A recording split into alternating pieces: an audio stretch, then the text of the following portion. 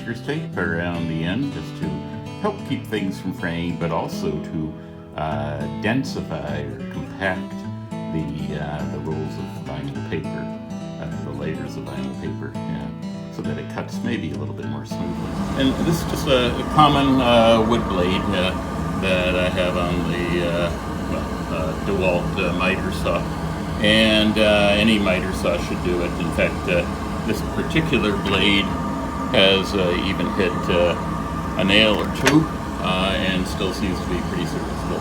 But you can see after cutting it's fairly, at least the paper is nice and smooth. There's a little bit of lines on the wooden roller, but that's not a big deal.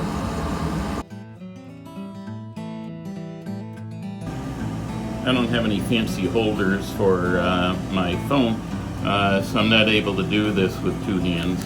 But you can see maybe there's a little bit of fusion of the vinyl at the edges, so it kind of stays in place, but it peels apart easily and gives you a fairly, actually very smooth edge. This is just a strip. I'll show you the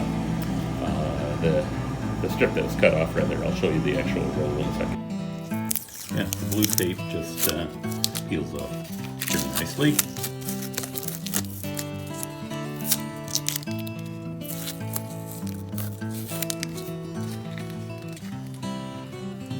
Go. Try it this way with the camera balanced on the edge, but you can see it's a nice smooth edge. There's really no need to use a razor knife if you can do it this way. It comes out quite neat.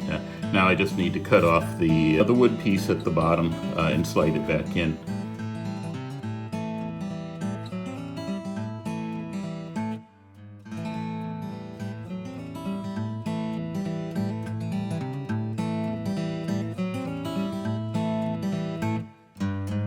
Tapped back in and it's all ready to go again.